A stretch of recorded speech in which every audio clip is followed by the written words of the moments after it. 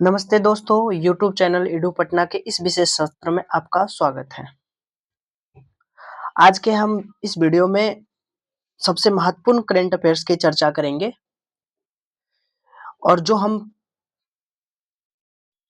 आगामी परीक्षा के लिए बहुत महत्वपूर्ण रहेगा। सबसे पहले जो हम लोग कल पढ़े हैं उसका आज अगर हम देखें आज रिवीजन करेंगे। क्वेश्चन है कि केंद्रीय बजट 2026-27 के अंतर्गत वर्षा आधारित क्षेत्रों में छोटे किसानों को सौर ऊर्जा संचालित पंप प्रदान करने के लिए कौन सी योजना शुरू की गई है? तो जो जिस योजना की शुरुआत हुई थी उस योजना का नाम है पीएम कुसुम 2.0। कुसुम 2.0। अगला क्वेश्चन था बैडमिंटन फेडरेशन कमीशन का अध्यक्ष किसे चुना गया है? किसे चुना गया है? पीवी सिंधु को। अगला क्वेश्चन है हाल ही में पारंपरिक डाक सेवाओं को बंद कर डिजिटल विकल्पों को अपनाने वाला पहला देश कौन बना है? वो बना है डेनमार्क। कौन बना है? तो वो बना है डेनमार्क। अगला क्वेश्चन है कि बजट 2026-27 में घोषित सी मार्ट को प्लेटफॉर्म किस क्षेत्र पर आधारित है? तो ये महिला उद्यमिता फीमेल एंटरप्रेन्योरशिप से रिलेटेड है। उन्नत एंटी ड्रोन सिस्टम तैनात करने वाला भारत का पहला बंदरगाह कौन है? JNPT इसका पूरा नाम बताए थे, जवाहरलाल नेहरू अथॉरिटी एयरपोर्ट। विश्व कैंसर दिवस का विशेष थीम क्या था? तो विश्व कैंसर दिवस का जो थीम था वो था क्लोज द केयर गैप। अगला जो था हमारा हाल ही में प्रधानमंत्री नरेंद्र मोदी व्यापार और रक्षा सहयोग पर चर्चा करने के लिए किस दक्षिण पूर्वी एशियाई देश का दौरा किया था? वो वियतनाम किया था। ईस्ट एक्ट पॉलिसी के बारे में बताए थे। ईस्ट एक्ट पॉलिसी ये क्या था? तो ये एक 4C मॉडल था, है कि नहीं? आगे अगला क्वेश्चन है क्वेश्चन नंबर 8 कह रहा है हाल ही में खबरों में रहा ऑपरेशन शस्त्र किस शहर राज्य की पुलिस की पहल थी? तो ये दिल्ली पुलिस का पहल था। अगला जो क्वेश्चन था कि वीरांगना दुर्गावती टाइगर रिजर्व जो कोपरा सिंचाई परियोजना को लेकर चर्चा में था, कहाँ स्थित है? तो ये मध्य प्रदेश में स्थित है। कहाँ पे स्थित है? और ये मध्य प्रदेश का 7वां टाइगर रिजर्व था। और भारत का अगर हम बात करें तो भारत का 54वां टाइगर रिजर्व था। टोटल टाइगर रिजर्व के बारे में बात करें तो अभी तक फिलहाल में टोटल 58 टाइगर रिजर्व है और 58वां का नाम है माधव टाइगर रिजर्व। आज का लास्ट क्वेश्चन है, कह रहा है प्रीवियस ईयर का लास्ट क्वेश्चन है, कल का लास्ट क्वेश्चन। केरल के बाद व्यापक स्तरीय राज्य स्तरीय वर्ल्ड एटलस प्रकाशित करने वाला भारत का दूसरा राज्य कौन बना है? तो दूसरा राज्य बनने वाला जो है उसका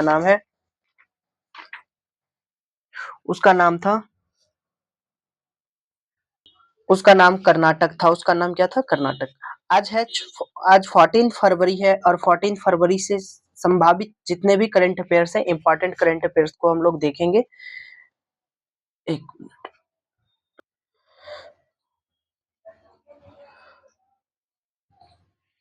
तो जो आज का पहला आज है 14 फरवरी।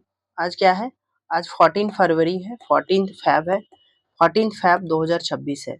आज के जो जितने भी इम्पोर्टेंट करंट अफेयर्स है उसको हम देखेंगे। आज का पहला क्वेश्चन है हमारा भारत में हर साल 13 फरवरी को राष्ट्रीय महिला दिवस जयंती के उपलक्ष्य में मनाया जाता है।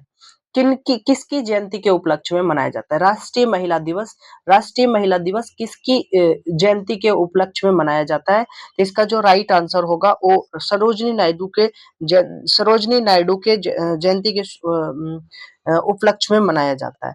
अब देखते हैं, कह रहा है यहाँ पे इसके कुछ विशेष पॉइंट है। कह रहा है भारत में हर साल 13 फरवरी को, कब?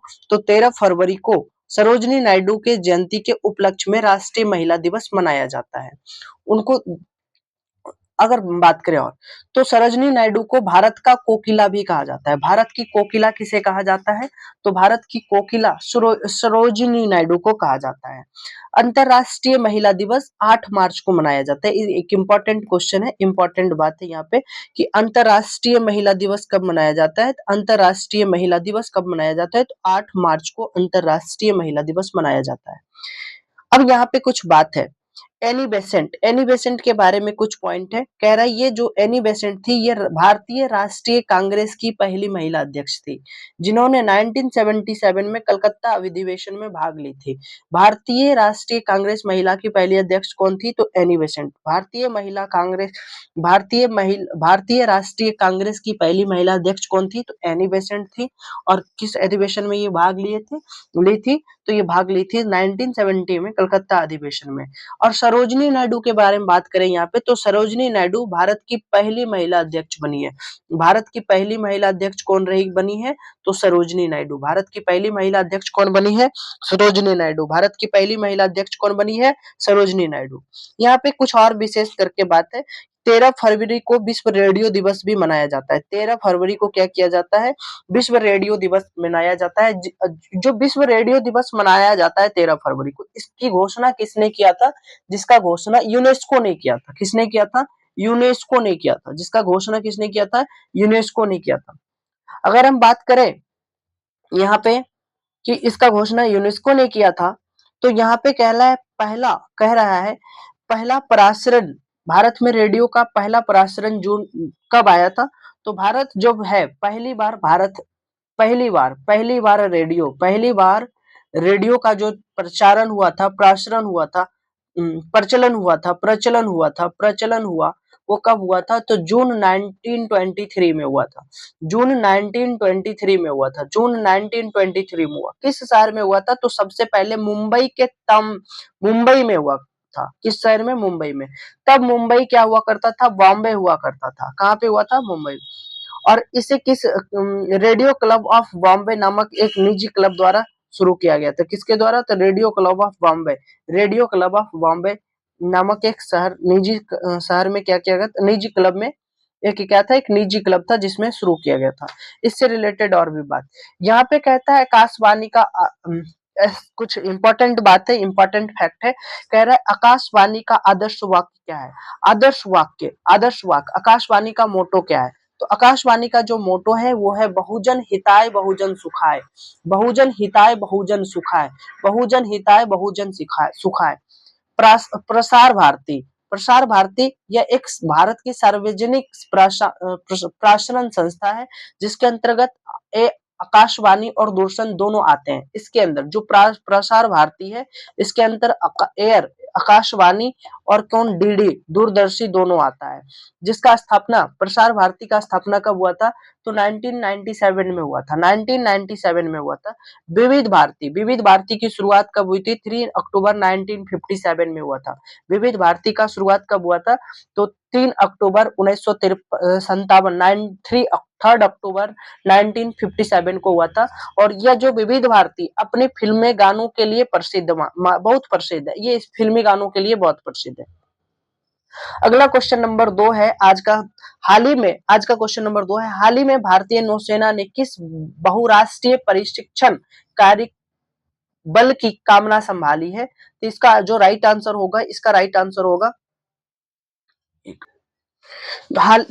राइट आंसर होगा ऑप्शन सी। क्या है? CFT 154। अगर हम बात करें इसका उद्देश्य क्या है?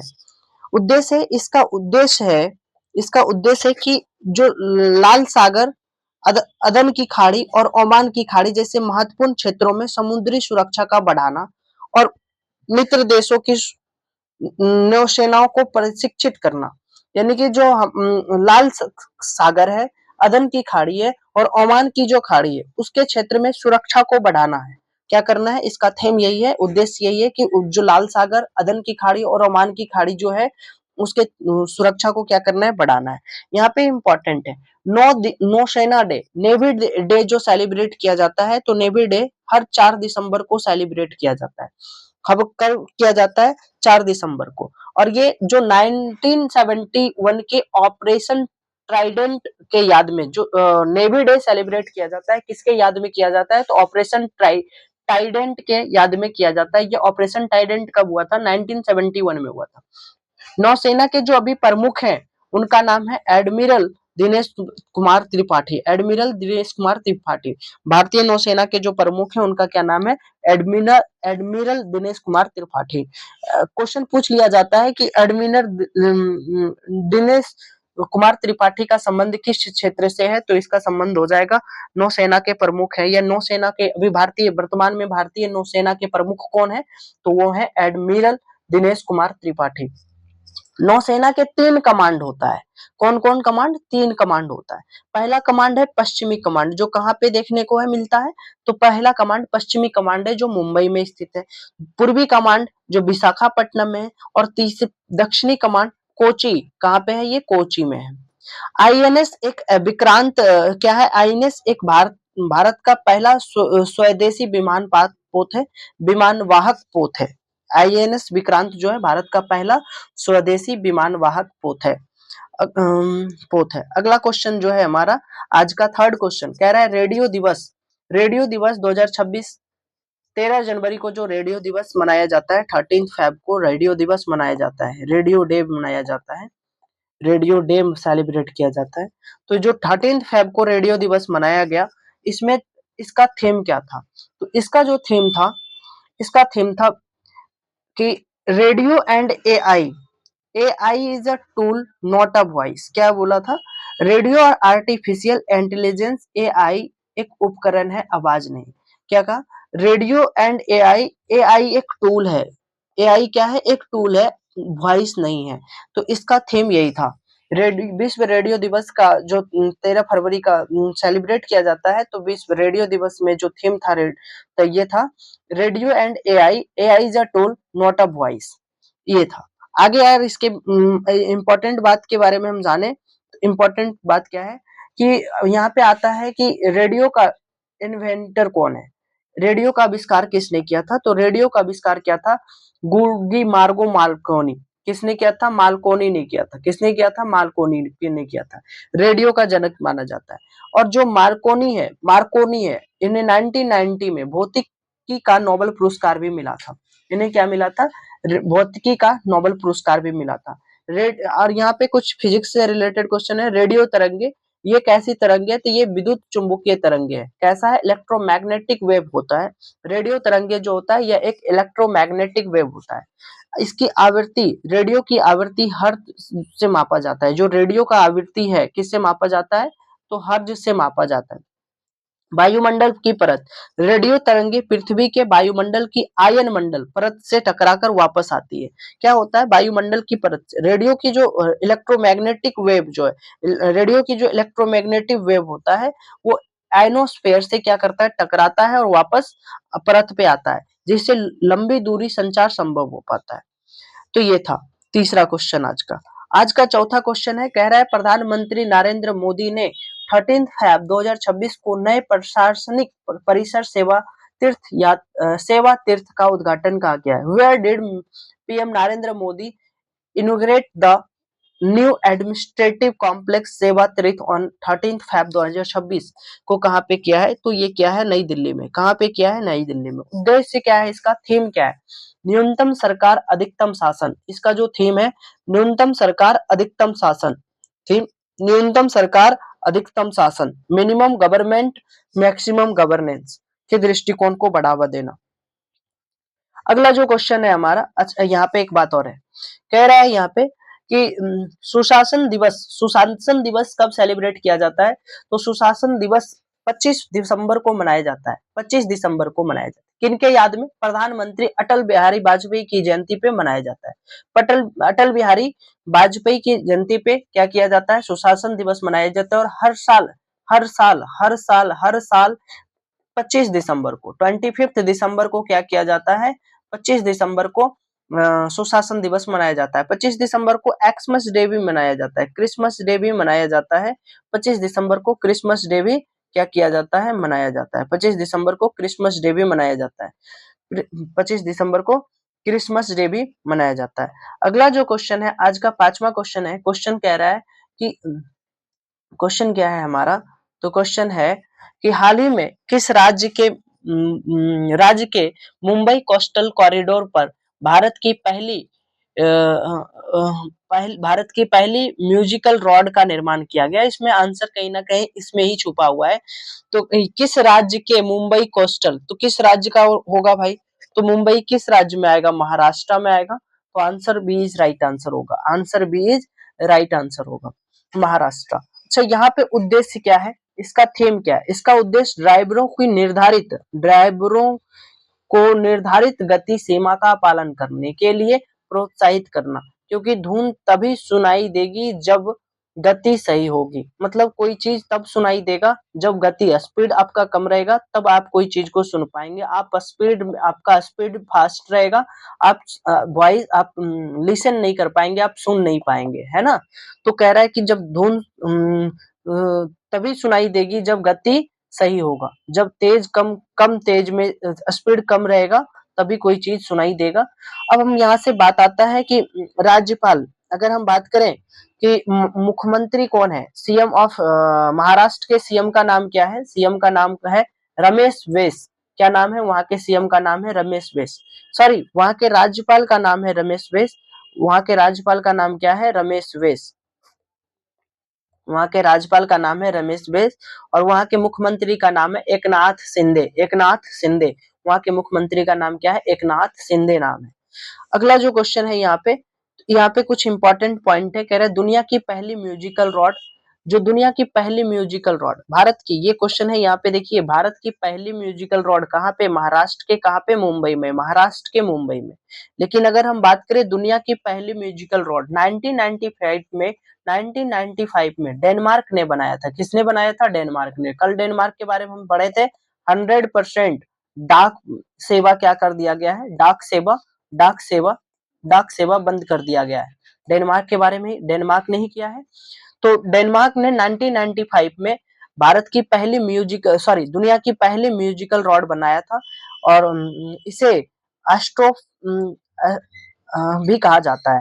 भारत की पहली स्टील स्लैग रॉड, भारत की पहली स्टील स्लैग रॉड सूरत के गुजरात में बनाया गया है। गुजरात के सूरत में बनाया गया है। कचरे से बनाई गई सड़क है। कैसे है? कचरे से बनाई गई सड़क है। भारत की पहली स्टील स्लैग रॉड जो है कहाँ पे है? तो गुजरात के सूरत में है। गुजरात के सूरत में है। और कैसी है? तो कचड़े से बनाई गई सड़क है। जो स्टील फ्लैग रॉड है ये गुजरात के सूरत में है और ये कचरे से बनाई गई सड़क है। भारत की पहली सोलर रॉड, भारत की पहली सोलर रॉड ये जो है बेंगलुरु में विकसित हुई है, की गई है। भारत की पहली सोलर रॉड प्रायोगिक तौर पर ये कहाँ पे हुआ है? बेंगलुरु में विकसित किया गया है। बेंगलुरु में। कहाँ पे किया गया है? तो बेंगलुरु में विकसित किया गया। आज का छठा क्वेश्चन है, कह रहा है हाल ही में कपिलास वन्यजीव अभ्यारण्य, कपिलास वन्यजीव अभ्यारण्य चर्चा में रहा, यह किस राज्य में स्थित है? कपिलास वन्यजीव अभ्यारण्य जो है, ये कपिलास वन्यजीव अभ्यारण्य ये उड़ीसा में स्थित है। कहाँ पे स्थित है? उड़ीसा में स्थित है। कहाँ पे? उड़ीसा में स्थित है। कपिलास वन्यजीव अभ्यारण्य जो है उड़ीसा में स्थित है। स्थान कहाँ पे पड़ता है? ये ओडिशा के ढेंकानाल जिला में। उड़ीसा के ढेंकानाल जिला में। उड़ीसा के ढेंकानाल जिला में ये स्थित है। यह प्रमुख जीव है। यहाँ पे प्रमुख, अगर यहाँ के बारे में हम बात करें ओडिशा के कुछ प्रमुख जीव, तो मुख्य रूप से जैसे कि हाथी, बंगाल टाइगर कभी कभार देखने को मिलता है, घड़ियाल, लकड़बग्घा और विभिन्न प्रकार के पक्षी भी पाए जाते हैं यहाँ पे ओडिशा में, जैसे कि हाथी, बंगाल टाइगर और घड़ियाल, लकड़बग्घा और अलग अलग प्रकार के पक्षी पाए जाते हैं। सांस्कृतिक महत्व भी कहीं ना कहीं उड़ीसा का रहा है। इस अभ्यारण्य के भीतर प्रसिद्ध कपिलनाथ मंदिर, कौन सी मंदिर? प्रसिद्ध कपिलनाथ मंदिर। देखिए कपिलनाथ वन्यजीव अभ्यारण्य है और ये कहाँ पे है? तो ओडिशा के ढडवाल। कहाँ पे? ओडिशा के ओडिशा के डेकानाल, ओडिशा के डेकानाल, डेका डेकानाल जिला, डेकानाल जिला में स्थित है। ये जो डेकानाल जिला स्थित है, ये अब हम देखें और अच्छे से, तो ये जो है यहाँ पे एक इस अभ्यारण्य के भीतर प्रसिद्ध कपिलास मंदिर, कपिलास मंदिर यानी कि जो भगवान शिव को समर्पित है। किसको? कपिलास मंदिर किसको समर्पित है? भगवान शिव को समर्पित है। ओडिशा का कैलाश भी कहा जाता है इन्हें। क्या कहा जाता है? कपिलास को ओडिशा का कैलाश कहा जाता है। ओडिशा का कैलाश कहा जाता है। अगर हम बात करें यहाँ पे जो वनस्पति है, मुख्य रूप से साल और सागौन के घने जंगल पाए जाते हैं। यहाँ पे साल और सागौन, सागौन जो है टिक, टिक के जंगल पाए जाते हैं। सागौन और साल का अधिक मात्रा में कहाँ पे पाया जाता है? तो ओडिशा में पाया जाता है। कहाँ पे पाया जाता है? ओडिशा में। और भी है, ओडिशा के जो मुख्यमंत्री उनका नाम है मोहन चरण मांझी। ओडिशा के जो मुख्यमंत्री उनका नाम क्या है?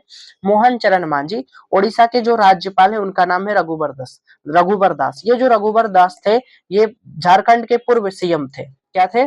पूर्व सीएम, पूर्व सीएम थे। कहाँ के? तो झारखंड के। तो ओडिशा के जो राज्यपाल हैं प्रेजेंट में, उनका नाम है रघुवर दास। रघुवर दास।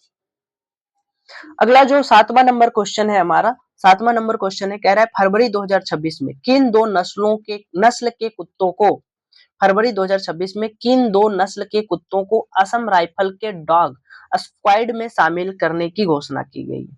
इन फरवरी 2026 which two dogs breed are to be added on the Assam Rifles dog squad? तो इसका जो आंसर होगा, इसका आंसर क्या होगा?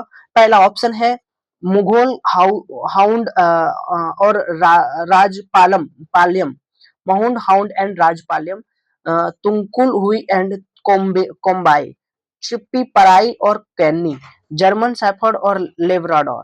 तो इसमें जो राइट आंसर होगा, इसमें राइट आंसर होगा तुंगखुल और कोबाई, तुंगखुल और कोम्बाई, तुंगखुल और कोम्बाई। तो जो कह रहा है, जो दो नस्ल के कुत्ते को जिन्होंने असम राइफल्स स्क्वाड में शामिल किया है, वो दो प्रजाति है, एक का नाम है तुंगखुल और दूसरे का नाम है कोम्बाई। ये दो नस्ल के कुत्ते हैं जिनको असम राइफल ने क्या किया है? असम राइफल्स ने इसे क्या किया? अपने स्क्वाड में, यानी कि अपने टीम में क्या किया है? अपने टीम में शामिल कर लिया, अपने टीम में शामिल ले इसके अपने टीम में ले आया है, अपने टीम में ले आया है। असम राइफल्स की अगर हम बात करें, इसमें इंपॉर्टेंट पॉइंट देखने को मिला था असम राइफल्स। असम राइफल्स ये भारत का सबसे पुराना अर्धसैनिक बल है। क्या है? पारामिलिट्री फोर्स है। इसका स्थापना 1835 में हुआ था। इसे कछार लेबी कहा जाता है, इसे कछार लेबी भी कहा जाता है। असम राइफल्स को क्या कहा जाता है? कछार लेबी भी कहा जाता है। और ये सबसे पुराना अर्धसैनिक है। क्या है? ये सबसे पुराना अर्धसैनिक है।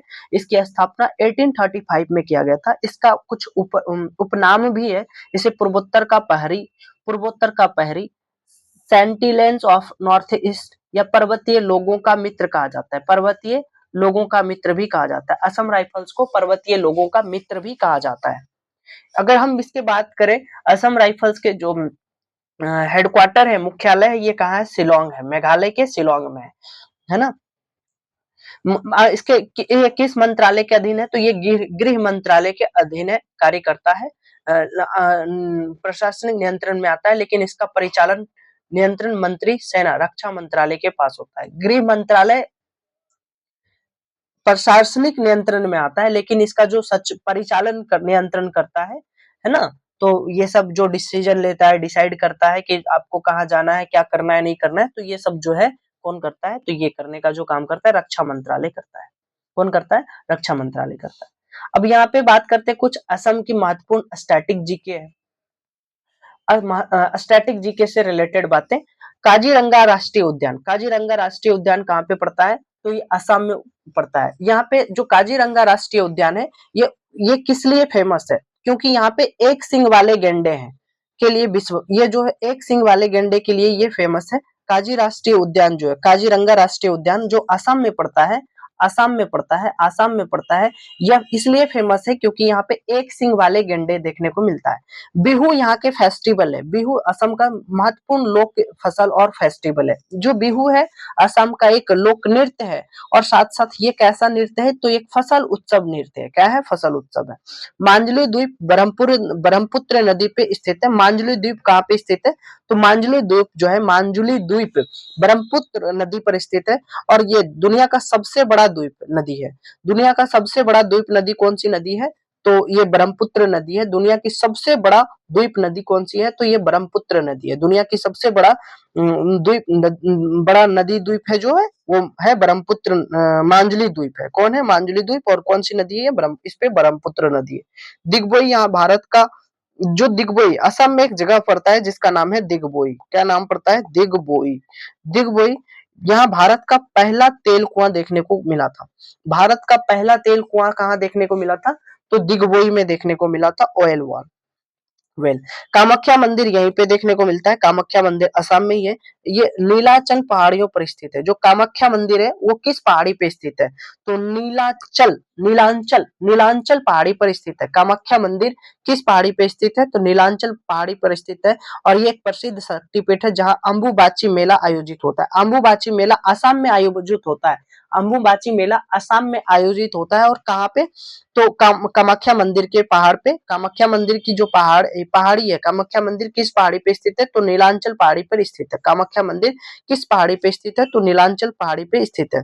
अगला क्वेश्चन जो है व्हाइट रेवोल्यूशन 2.0 व्हाइट रेवोल्यूशन 2.0 जिसे हाल ही में लॉन्च किया गया, इसका मुख्य उद्देश्य क्या है? What is the primary objective of white revolution 2.0 which was recently launched?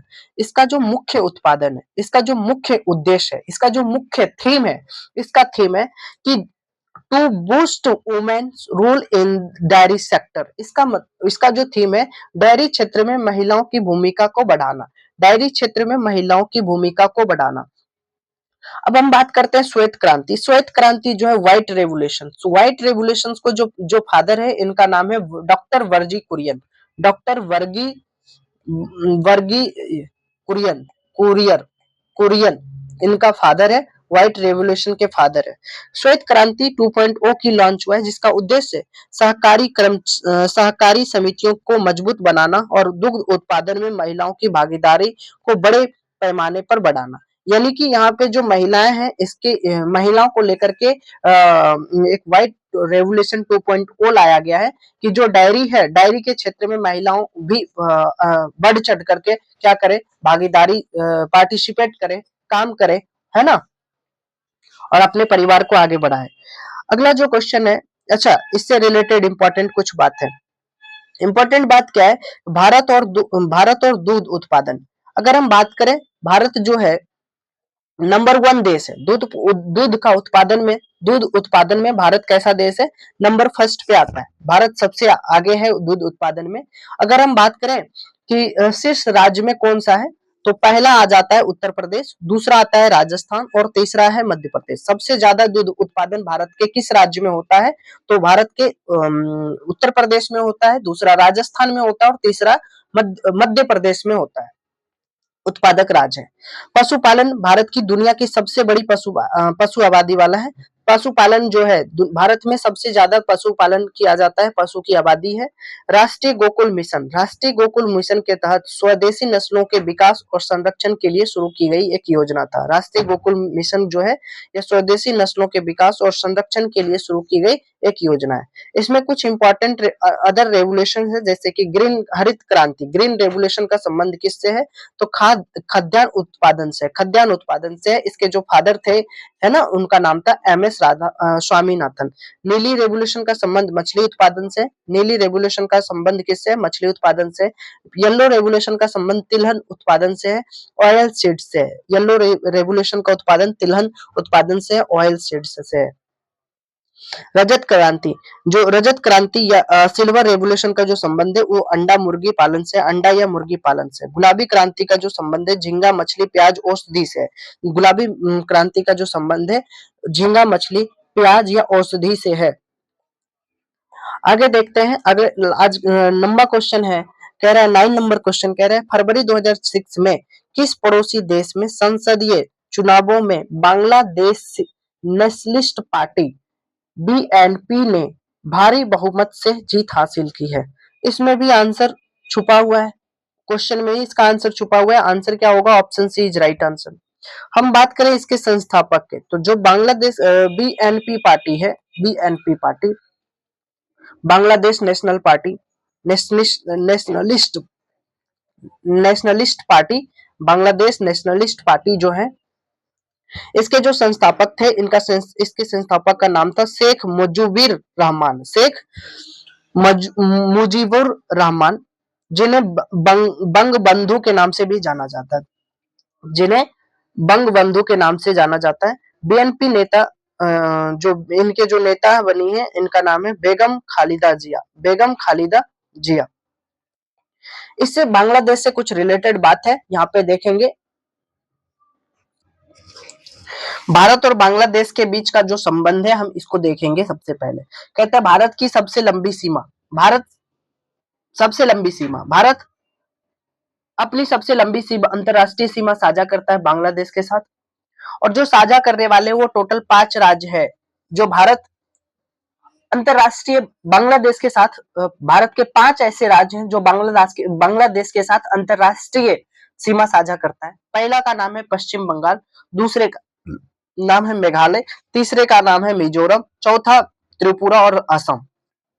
ये ऐसा क्षेत्र, ऐसा राज्य है भारत का, ये ऐसा 5 राज्य है जो बांग्लादेश के साथ अंतरराष्ट्रीय सीमा साझा करता है। एक बांग्लादेश और भारत के बीच, बांग्लादेश और भारत के बीच और इंडिया के बीच एक ट्रेन चलाया गया जिस ट्रेन का नाम है मैत्री और बंधन एक्सप्रेस। मैत्री और बंधन एक्सप्रेस, ये ट्रेन बांग्लादेश और भारत के बीच चलने वाली ट्रेन सेवाएं हैं। मैत्री और बंधन एक्सप्रेस 2 ट्रेन है। मैत्री और बंधन एक्सप्रेस ऐसी ट्रेन है जो भारत और बांग्लादेश के बीच चलने वाली प्रमुख ट्रेन है।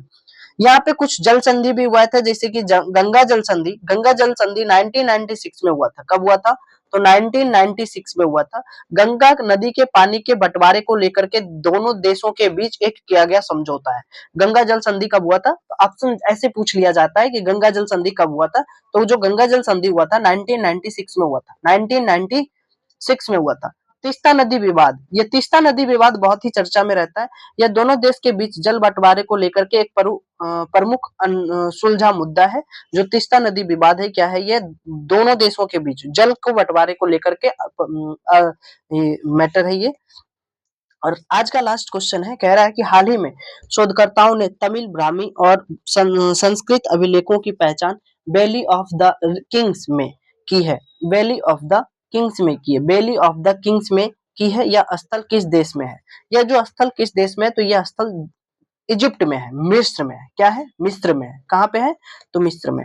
कह रहा है कि महत्व, खोज का जो महत्व है यह क्या बात को बताता है? तो इसका जो महत्व है, यह खोज साबित करती है कि प्राचीन काल लगभग 2000 साल पहले में भारत और मिस्र के बीच गहरे व्यापारिक और सांस्कृतिक संबंध होंगे, सांस्कृतिक संबंध थे, यह बात बताता है। ये जो ब्राह्मी लिपि और संस्कृत अभिलेखों की पहचान मिला है, यह इस बात को दर्शाता है कि मिस्र और भारत के बीच आज से 2000 साल पहले भी कैसा संबंध था? व्यापारिक और सांस्कृतिक एक अच्छा संबंध रहा होगा। लिपि जो है तमिल ब्राह्मण लिपि का मिलना दक्षिण भारत में विशेषकर चोल और पांड्य राजवंश के समुद्री व्यापक विस्तार को भी दर्शाता है। ये जो तमिल ब्राह्मी लिपि का अगर ये मिला है तो यह बात से यह भी साबित हो रहा है कि चोल और पांड्य राजवंश के जो समुद्री व्यापार विस्तार था वहां तो मिस्र तक रहा होगा।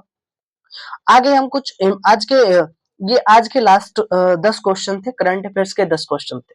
आज हम जो लेकर के आए हैं अगला जो है ये महत्वपूर्ण इंपॉर्टेंट आर्टिकल्स है जो बार बार परीक्षा में पूछा जाता है, जैसे कि अनुच्छेद 17। आर्टिकल 17 जो है इसका संबंध क्या है? इसका संबंध है अपृष्ठता का अंत, अबोलिशंस ऑफ अनटचेबिलिटी। जो है आर्टिकल 17 का संबंध किससे है? तो अनटचेबिलिटी से रिलेटेड है। 21 आर्टिकल 21 क्या है? जीवन और व्यक्तिगत स्वतंत्रता का अधिकार। आर्टिकल 21 का संबंध है जीवन और व्यक्तिगत स्वतंत्रता का अधिकार। आर्टिकल 32 को हम क्या कहते हैं? इसे आर्टिकल 32 को क्या कहा जाता है? आर्टिकल 32 को संविधान की आत्मा भी कहा जाता है। इसे संविधान की आत्मा भी कहते हैं। संवैधानिक उपचारों का अधिकार, बी आर अम्बेडकर ने इसे संविधान की आत्मा कहा था। बी आर अम्बेडकर ने किस आर्टिकल्स को संविधान का आत्मा कहा था? तो आर्टिकल 32 को बी आर अम्बेडकर जी ने, भीमराव अम्बेडकर जी ने क्या कहा था? संविधान की आत्मा कहा था। इस आर्टिकल 32 में क्या है? संवैधानिक उपचारों का अधिकार दिया गया। आर्टिकल 44 जो है समान नागरिक संहिता। आर्टिकल 44 समान नागरिक संहिता है। Uniform civil code. आर्टिकल 51 का ए क्या है? मौलिक कर्तव्य को बताता है, फंडामेंटल ड्यूटीज बताता है। आर्टिकल 110 धन विधेयक मनी बिल के बारे में बताता है। आर्टिकल 324 चुनाव आयोग इलेक्शन कमीशन को बताता है। इलेक्शन कमीशन को कौन सा आर्टिकल बताता है? तो आर्टिकल जो है 324, आर्टिकल 324 जो है आर्टिकल 324 चुनाव आयोग के बारे में बताता है। अब कुछ सोलर सिस्टम से भी स्टैटिक, इससे भी क्वेश्चन बार बार पूछा जाता है। सबसे चमकीला ग्रह कौन सा है? तो सबसे चमकीला ग्रह जो है, सबसे चमकीला और गर्म ग्रह जो है वो शुक्र है। क्या है? शुक्र है। इसे भोर का तारा, सांझ का तारा भी कहा जाता है।